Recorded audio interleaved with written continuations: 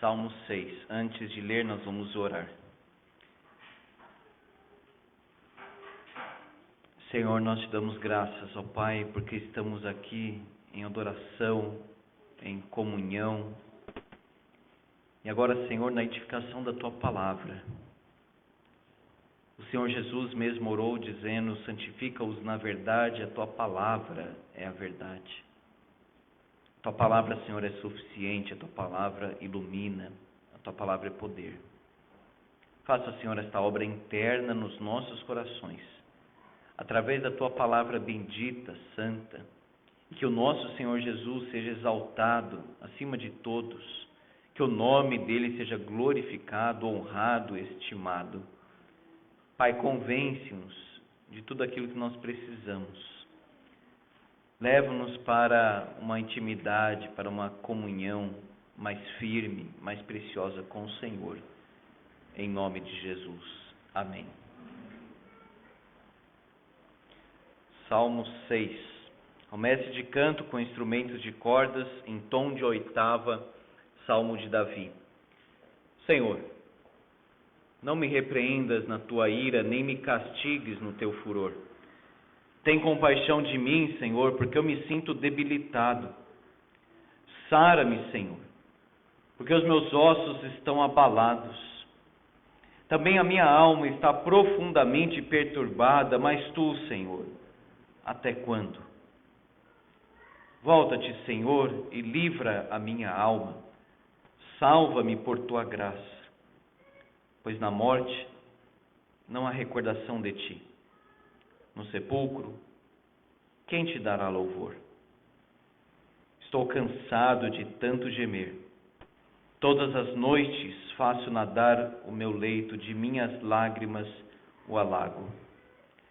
Meus olhos de mágoa se acham amortecidos, envelhecem por causa de todos os meus adversários.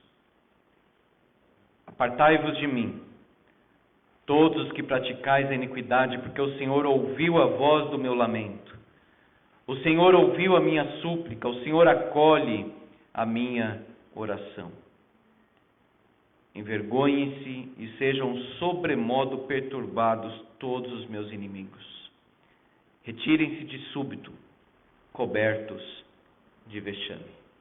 Amém. Irmãos, o salmista aqui, como é evidente, estava sofrendo muito. Mas um detalhe que me chama a atenção neste salmo é: ele não parou de orar. Ele não deixou de orar. Eu quero olhar, irmãos, para este salmo pensando o seguinte: razões para continuarmos orando.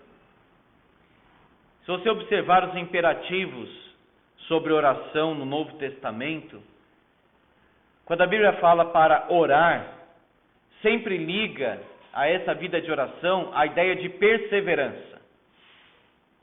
Por exemplo, em Lucas 18, quando Jesus começa a falar sobre oração, diz o texto: Jesus contou uma parábola sobre o dever de orar sempre e nunca esmorecer. Paulo, em Romanos 12, ele diz: regozijai-vos na esperança, sede pacientes na tribulação. Depois ele diz: na oração perseverantes. E uma coisa está ligada à outra e uma coisa sustenta a outra.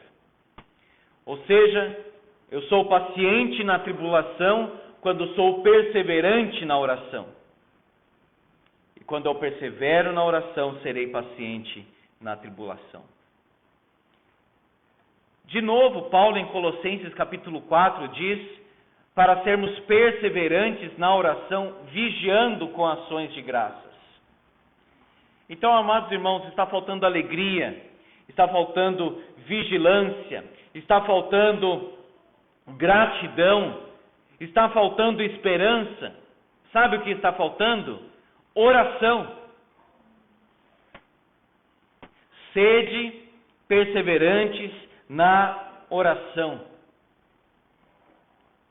Não porque é fácil orar. Orar é um desafio para nós que somos humanos, pecadores, limitados. A oração é o principal exercício da fé. Observe que o salmista diz aqui no versículo 3, mas tu, Senhor, ou seja, quanto a ti, Senhor, até quando? Observe o Salmo 13, tem o mesmo tom, já começa assim, até quando, Senhor? Esquecer-te-ás de mim para sempre. Ele está falando do que ele está sentindo diante de Deus. Até quando ocultarás de mim o rosto? Até quando estarei eu relutando dentro em minha alma, com tristeza no coração cada dia? Até quando se erguerá contra mim o meu inimigo? Atenta para mim, responde-me, Senhor Deus meu. Ilumina meus olhos para que eu não durma o sono da morte, para que não diga o meu inimigo prevalecer contra ele, e não se regozijem os meus adversários, vindo eu a vacilar. No tocante a mim, confio na tua graça. Regozije-se o meu coração na tua salvação.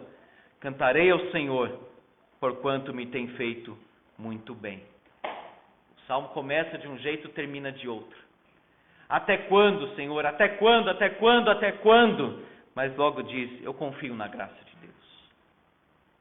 Ainda que esteja difícil, ainda que eu esteja dizendo, Senhor, até quando? Nós podemos ter essa oração, Senhor, até quando? Mas mesmo assim, orar, Deus, eu confio na tua graça. Deus, eu espero em ti. Volta-te, Senhor, até quando? Disse Moisés também. Tem compaixão dos teus servos. Salmo 90, 13. E no Novo Testamento também, aquelas almas debaixo do altar, como está escrito em Apocalipse 6. O que eles estão dizendo? Até quando, Senhor, não vingas o nosso sangue dos que habitam sobre a terra? Talvez essa tenha sido a sua oração. Senhor, até quando? Não vai passar essa situação, Senhor? Quanto tempo estamos já debaixo dessa situação, Senhor? Até quando? Nos escritos de João Calvino, você não lê uma linha de reclamação de uma lista enorme de enfermidades que ele tinha. Mas de vez em quando, diz os amigos dele, ele levantava os olhos e dizia, Senhor, até quando? É legítimo. Reclamar não. Desabafar, expor os sentimentos, colocar para fora diante do Senhor, aí sim, ele até quer isto. Portanto, uma das grandes dificuldades que eu e você temos na vida cristã é perseverar na oração. É nos encontrarmos na presença do Senhor diariamente, sem mudanças. Uma semana a vida de oração está de um jeito, outra semana está de outro. Uma semana frequento a reunião de oração, depois vou embora. Não. Como está a sua vida de oração? E por que nós devemos continuar a nossa vida de oração? Primeiro, porque Deus é misericordioso. Ele perdoa e disciplina em amor, com amor. Davi começa já dizendo, Senhor, não me repreendas na tua ira, nem me castigues no teu furor. Tem compaixão de mim, Senhor. Tem dó de mim. É isso que ele está dizendo. Olha a minha miséria. Eu sou um grande, enorme pecador, Davi está dizendo. Não mereço nada. Como disse Jacó, sou indigno das mínimas misericórdias do Senhor, por assim dizer. Deus me ouvirá? Sim, porque Ele perdoa. Porque se Deus ficasse irado, inflamado contra o nosso pecado, irmãos, ai de nós. Mas Davi está dizendo, Deus é misericordioso, Deus perdoa, Deus disciplina, mas com uma medida justa. Ele nos disciplina, mas Ele não nos esmaga. Ele nos disciplina para melhor, não para pior. Não me repreendas na tua ira, nem me castigues no teu furor. Se Deus ficasse inflamado, irado, enfurecido contra Davi, o pecador, ai de Davi, ai de mim, ai de você. Portanto, amados irmãos, quando nós oramos, nós temos que ter essa confiança em Jesus Cristo. Que nós entramos na presença do Senhor e nos aproximamos não do trono de juízo, diz Hebreus, o trono da graça. E ali nós encontramos assistência, ali nós encontramos socorro. Não diga, eu pequei tanto, Deus não me ouvirá. Porque Jesus pagou o preço dos nossos pecados.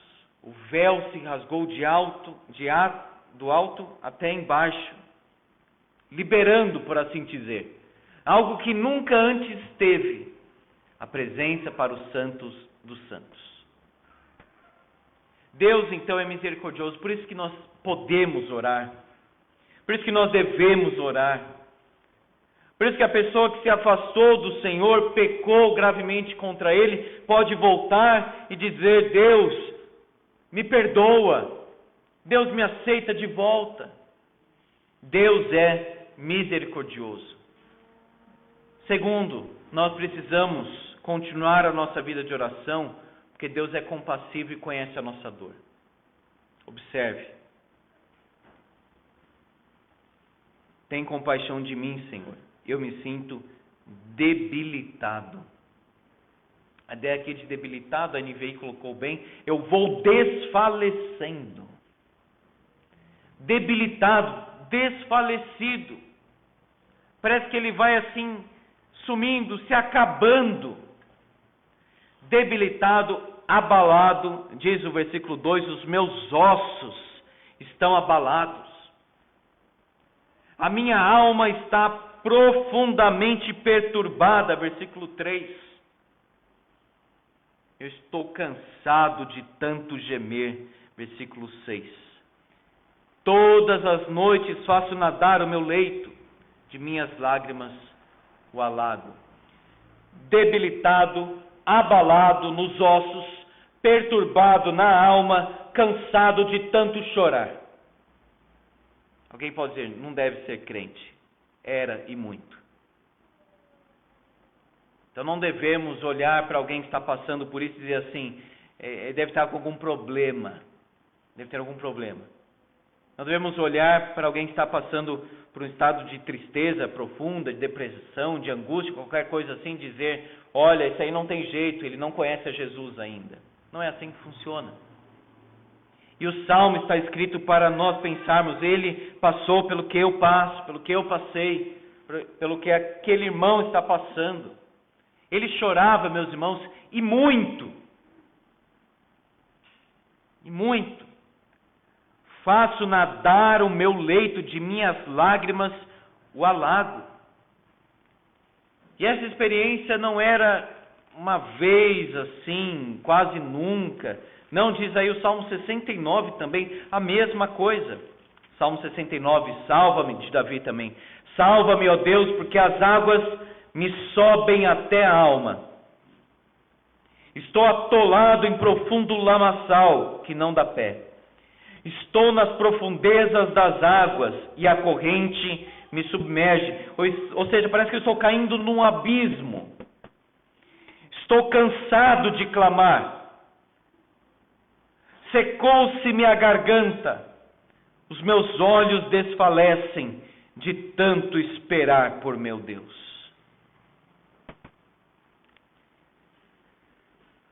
Os olhos amortecidos de tanto chorar.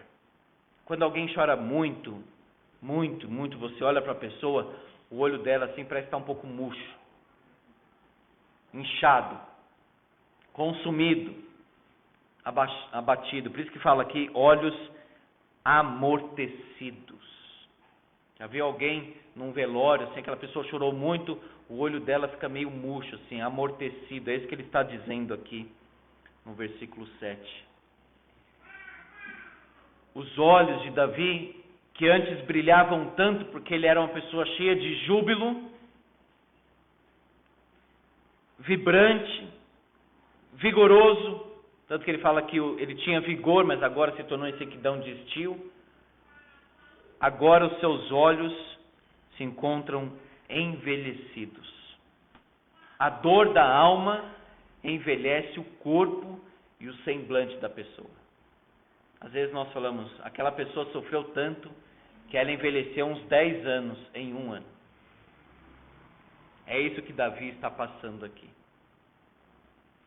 Em outro salmo ele diz, eu suporto tristeza por causa do meu pecado. Nós sabemos que ele pecou. Ele sabe, ele está dizendo aqui. Mas ele está clamando porque Deus conhece a dor do seu servo. No Salmo 31, abra por favor no Salmo 31, o versículo 9, de Davi também. Salmo 31, 9. Compadece-te de mim, Senhor, porque me sinto atribulado. De tristeza os meus olhos se consomem. Olha aí de novo. E a minha alma e o meu corpo. Ou seja, eu estou sofrendo por completo. Até o meu corpo parece estar sentindo a dor do meu coração agora. Gasta-se a minha vida na tristeza e os meus anos em gemidos. Debilita-se a minha força por causa da minha iniquidade e os meus ossos se consomem. O pecado dá um prazer no momento, mas depois sofre e muito. É um engano o pecado. E o que Davi sofreu com o seu pecado foi terrível, foi esmagador. A tua mão pesava de dia e noite sobre mim, até que eu confessei o meu pecado, ele disse. Tornei-me opróbrio para todos os meus adversários, versículo 11. Espanto para os meus vizinhos, horror para os meus conhecidos, os que me veem na rua fogem de mim. Estou esquecido no coração deles como morto, sou como vaso quebrado, pois tenho ouvido a murmuração de muitos, terror por todos os lados, conspirando contra mim, tramam tirar-me a vida. Que esperança esse homem pode ter? Como ele pode sair de uma situação como essa? Versículo 14. Quanto a mim, confio em ti, Senhor, eu disse, tu és o meu Deus. Meus irmãos, aquele momento em que ele olha para o lado, é traição, é ódio, é mentira, é angústia. Ele olha para dentro dele mesmo, ele vê que ele pecou, que ele está abatido, que ele está triste. Então ele diz, Senhor, eu confio em ti. Há momentos, meus irmãos, que nós ficamos assim. Eu, porém, oro. O que você está fazendo nessa situação? Orando. Eu estou confiando em Deus.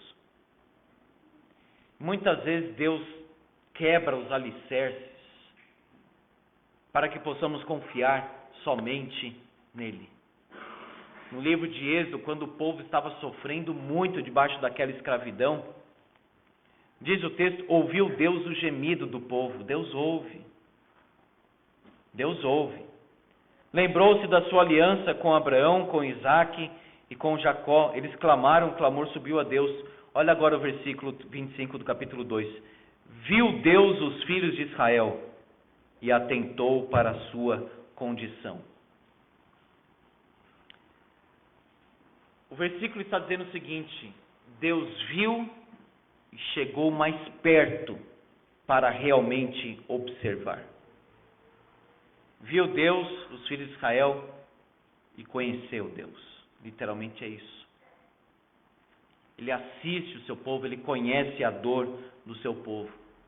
A dor que os filhos de Deus sentem, Deus sente no coração. Ou seja, não é um Deus estático, endurecido, inflexível. É um Deus que participa do seu povo. É um Deus que conhece. Por isso que Davi clama por isso. Senhor, tem compaixão de mim. Deus, olha o estado do meu coração. Deus é misericordioso, Deus é compassivo e Deus é sábio, irmãos. Tu, Senhor, até quando? Diz Romanos que Abraão, esperando contra a esperança, creu. e sem enfraquecer na fé, continuou firme, dando glória a Deus. Recebeu a promessa de ser pai com 75 anos. Tornou-se pai com 100 anos. Jacó, Gênesis 25, orou 20 anos para que a sua esposa tivesse um filho. Os pais de João Batista oraram toda a vida, mas na velhice deram filhos.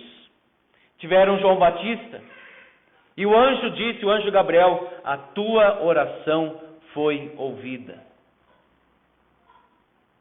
Alguém pode dizer, mas agora foi o melhor tempo, porque precedeu o nascimento do Senhor Jesus, e era a missão dele. Deus é sábio, Ele age no tempo certo. Lucas 18 diz que Deus apenas parece, às vezes, para nós, demorado em responder. Ele não é. Nós que somos ansiosos demais, não sabemos esperar no que se refere à oração e às outras coisas também. Transtornados. É um transtorno hoje que todo mundo está sendo diagnosticado com isso. Mas a Bíblia chama de ansiedade. Ansiedade, perturbação, falta de controle, falta de domínio próprio, não sabe esperar, não sabe perseverar na oração. Nós somos assim, precisamos resolver isso diante de Deus. Tu, Senhor, até quando? Mas ele não deixou de orar. Ele não se entregou à murmuração, ao desespero, uma angústia desmedida, descontrolada. Tanto que ele diz, Deus ouviu a minha oração. Quarto, Deus é libertador, Ele socorre os seus amados. Olha o versículo 4. Volta-te, Senhor. Enquanto no 3 ele diz, tu, Senhor, até quando? No 4 ele responde, volta-te, Senhor. Ou seja, o Senhor virá. Volta-te, Senhor, e livra a minha alma. Salva-me por tua graça. Volta, livra, salva. Deus age. Deus vai ao encontro. Quando diz aqui, volta-te, Senhor. Deus vai ao meu encontro. Deus me assiste. Deus estende a mão para me socorrer. O Senhor Jesus anda por sobre as águas ao encontro dos seus discípulos, demonstrando gloriosamente a sua soberania. Para Ele não tem tempestade, não tem dificuldade, nada. Nada é impossível e nada nem chega a ser difícil para Ele. Mateus 14, mas quando Pedro olha para a força do vento, começa a cair, e aí ele clama, Senhor, ajuda-me, salva-me. Jesus estende a mão e coloca Pedro de volta no barco. Volta, Senhor, vai ao meu encontro, livra, salva. Deus livra.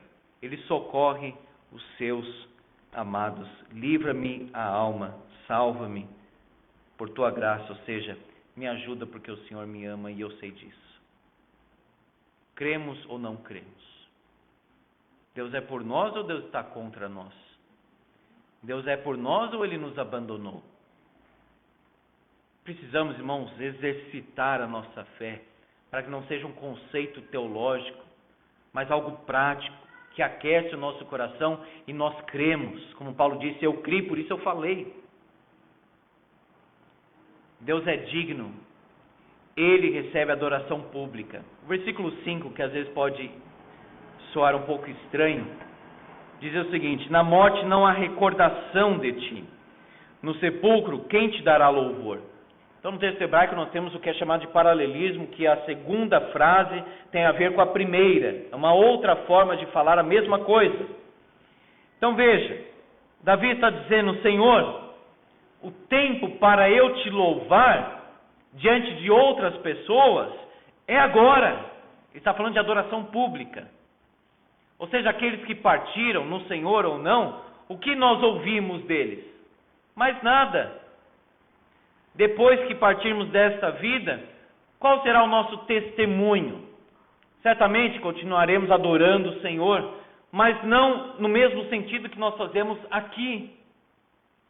Então o que Davi está dizendo é o seguinte, eu não quero morrer porque eu ainda quero te louvar diante dos outros. Não uma idolatria pela vida, não uma idolatria simplesmente por querer continuar vivo neste mundo. Ele deseja ser resgatado dessa situação perigosa que ele está vivendo, porque ele deseja, ele sabe que Deus ainda tem um plano para a vida dele, e ele ainda deseja louvar a Deus. É para isso, meus irmãos, que Deus preserva a nossa vida. Nós ainda temos uma missão para cumprir, nós ainda temos um louvor para testemunhar diante dos homens. Não há recordação de ti na morte, quer dizer, aqueles que morreram, eles estão falando alguma coisa, ficou agora um silêncio. O que eles falaram ficou dito, o que não falaram, e agora? Vejam que Davi não quer simplesmente que Deus o livre da morte, para ele continuar aproveitando a vida. Isso é o mundo que pensa, é o mundo que quer isso. Aproveitar a carne, aproveitar este mundo destinado para o fogo. O cristão diz o seguinte: para mim o viver é Cristo, o morrer é lucro, mas é útil que eu continue aqui, diz o apóstolo Paulo, para completar o meu ministério, a minha carreira. E Davi diz: Senhor, eu não quero morrer porque eu ainda quero dar testemunho da tua graça. Eu sei que o Senhor ainda tem uma missão para mim. É isso. Mas não é medo da morte em si. É um desejo de livramento, de libertação, para continuar adorando a Deus publicamente e levar outras pessoas à mesma adoração. Esse é o sentido do versículo 5. Não é o sono da alma. Na morte não há recordação de ti, porque ficamos assim inativos, como que dormindo, não acontece nada. Jesus Cristo disse: hoje estarás comigo no paraíso. Para aquele ladrão, as almas de Apocalipse 6, já fizemos menção, estão falando e até clamando ali diante do Senhor. Não é um sono da alma, um estágio de inatividade. Quando nós morremos, já partimos em espírito para a presença do Senhor. É o estado intermediário, não purgatório, essas coisas, não, isso aí não tem nada a ver. Estado intermediário, isso aí é invenção romana, para purgar pecados, por isso chama purgatório. Não purgar pecados, só o Senhor Jesus pode perdoar pecados. Mas o estado intermediário, aí sim, quando o Senhor voltar, nós ressuscitaremos e o nosso corpo será glorificado. Será um estágio, digamos, superior, em que a alma realmente se unirá novamente ao corpo. Na morte não há recordação de ti, no sepulcro quem te dará louvor. O que eu estou fazendo, o que você está fazendo o que eu estou fazendo com a minha vida, o que você está fazendo com a sua vida? Só temos uma. A vida passa rapidamente. Não podemos desperdiçar, meus irmãos, momentos de adoração, de louvor, de testemunho, de evangelização. E quando chegarmos no final da nossa vida, olharmos para trás, o que eu fiz para o Senhor? Aí tem que caçar alguma coisa assim que fez. Alguém que foi a Cristo através da minha vida, será que eu tenho que pensar assim, quem foi? Será que eu lamento a minha vida de oração, fraca, oscilante? O que vale a pena? Davi sabia muito bem. Uma coisa peço ao Senhor, que eu possa estar na casa do Senhor todos os dias da minha vida. Deus é digno.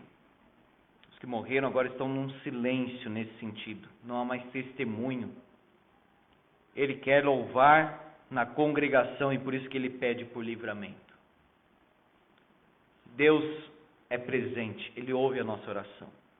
Davi então diz que ele está debilitado, perturbado, cansado, abalado, chorando muito, mas de repente o versículo 8 leva para outra direção e diz: apartai-vos de mim todos os que praticais a iniquidade. O Senhor ouviu a voz do meu lamento. Cada lágrima que o crente derramou, Deus recolheu no seu vaso santo e amoroso. Ele não desconsidera, ele não despreza, ele não trata com indiferença. Veja como é forte aqui. Ele ouviu a voz do meu lamento, ele ouviu a minha súplica, ele acolhe a minha oração. Então, acolher traz mais intimidade, um amor no modo de Deus ouvir aquilo que nós falamos. Ele dá plena atenção para as nossas orações. E é isso que faz diferença na vida. É isso, meus irmãos, que Davi está colocando aqui para nós. Você que está angustiado, você que tem medo, você que se encontra assim cansado de qualquer coisa. O recurso é oração. Apartai-vos, Deus agora ouviu a minha oração. Retirem-se. Primeiro diz, versículo 8, apartai-vos. Versículo 10, retirem-se.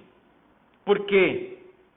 Ele não quer comunhão com os que praticam a iniquidade, com os inimigos, com os adversários. Ele quer comunhão com Deus.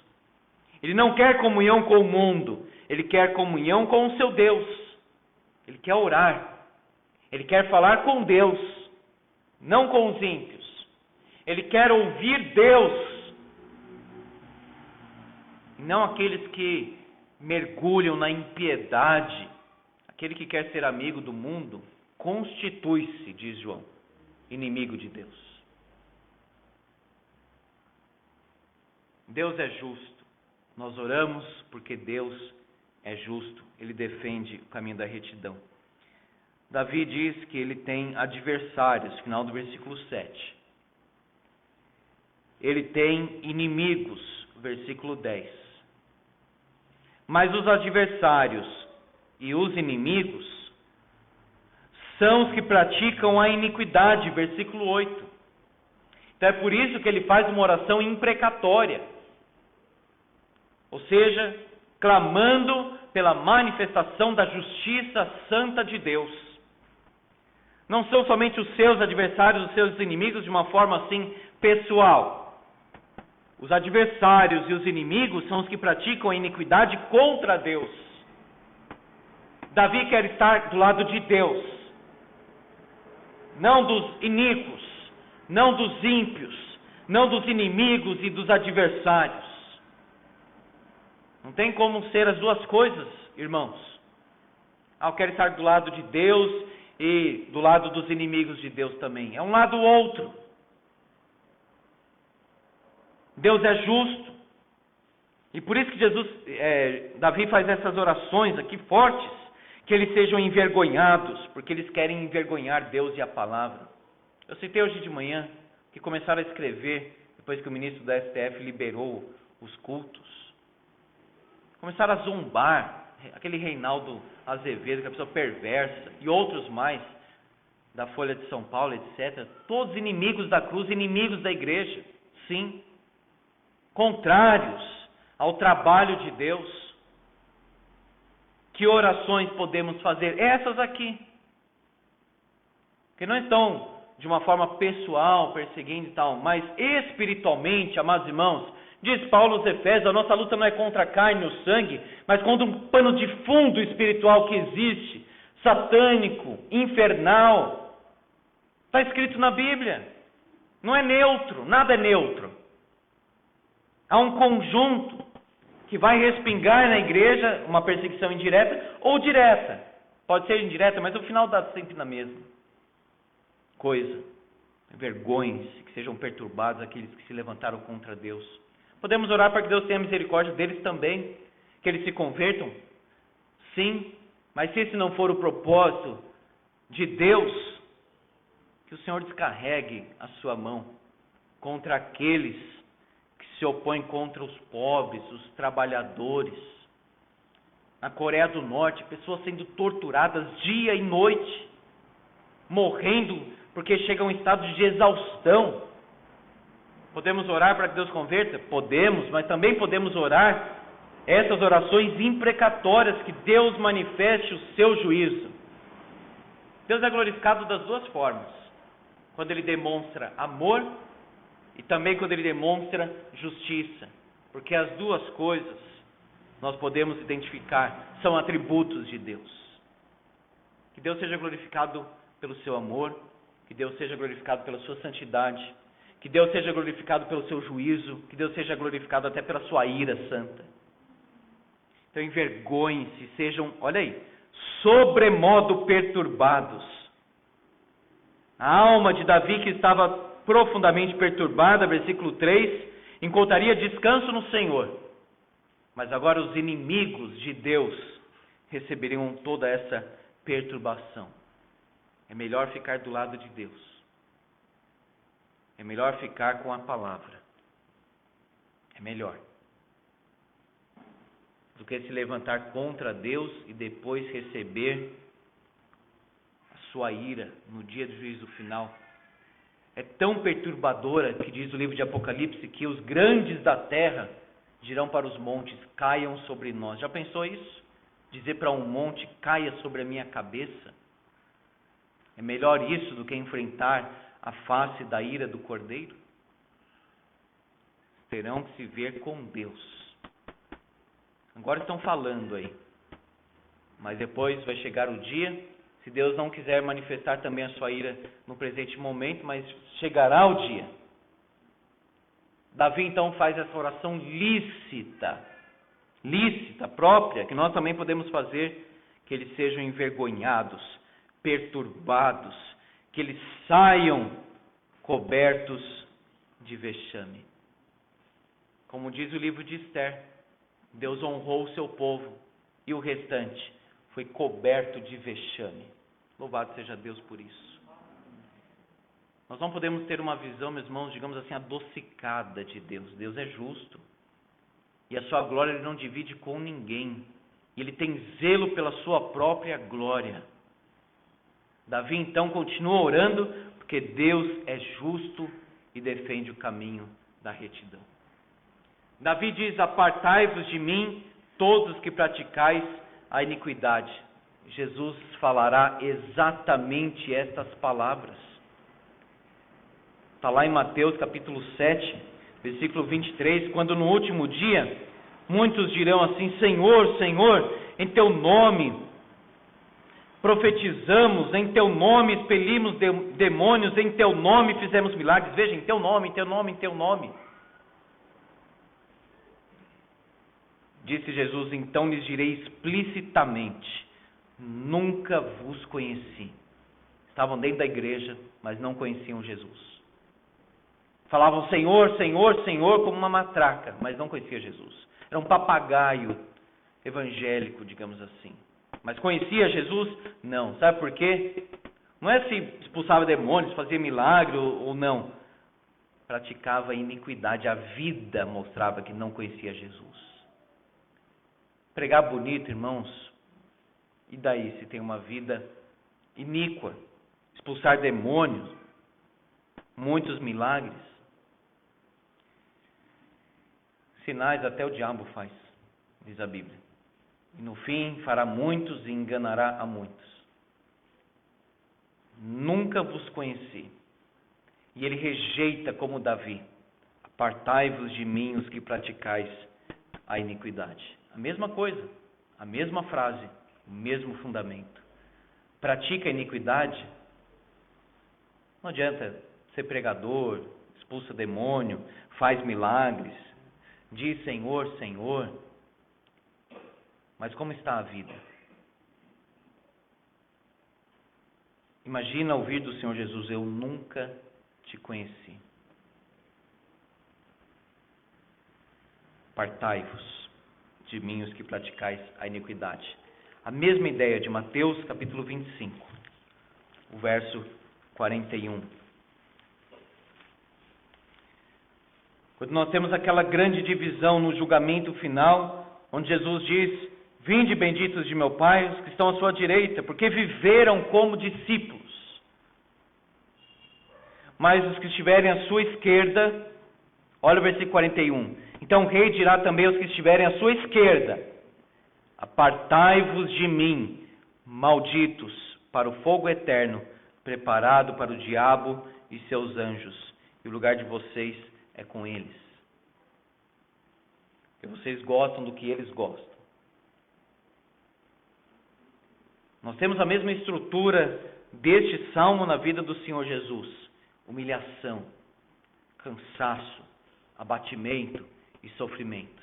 Mas depois disso, a exaltação. O Senhor ouviu o meu clamor, o Senhor ouviu a minha oração, o Senhor acolhe. E por fim, juízo. Essa é a estrutura da Bíblia: sofrimento, exaltação e juízo.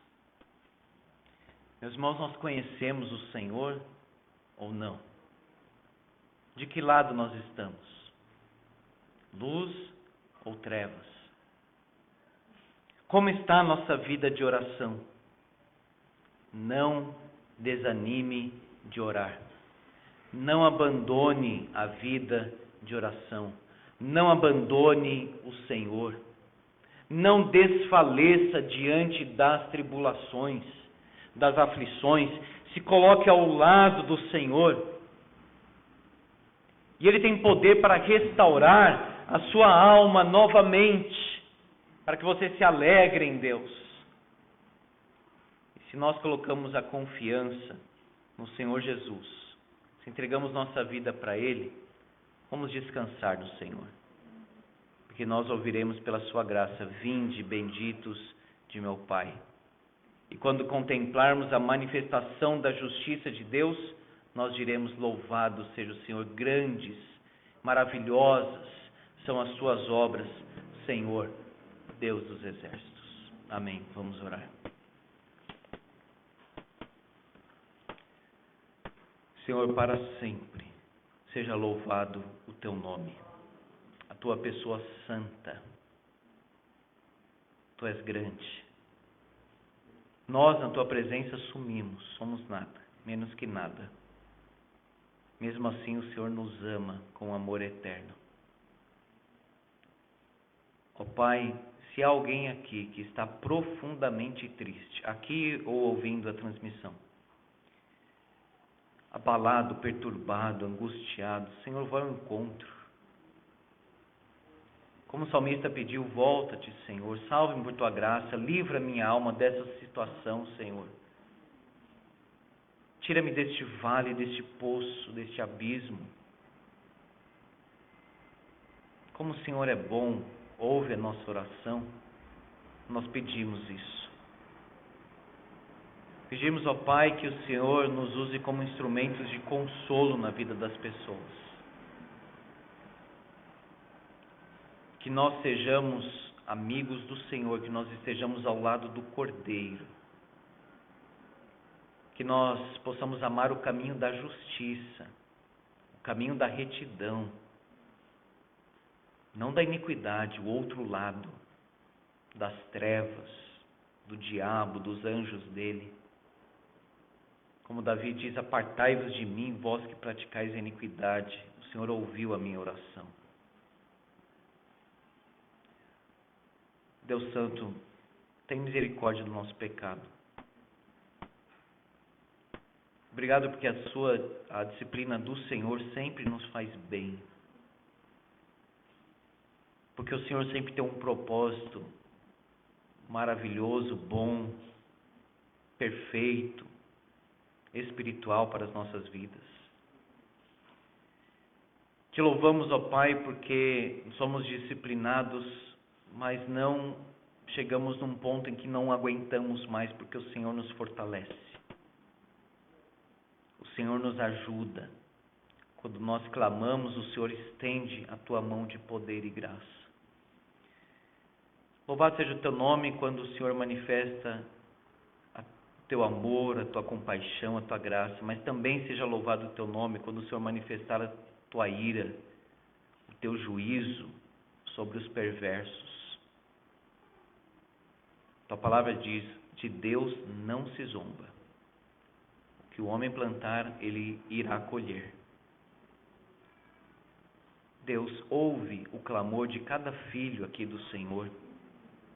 Acolhe, Senhor, a nossa oração e ajuda-nos. Em nome de Jesus. Amém, Senhor. Nós iremos agora celebrar a Santa Ceia do Senhor.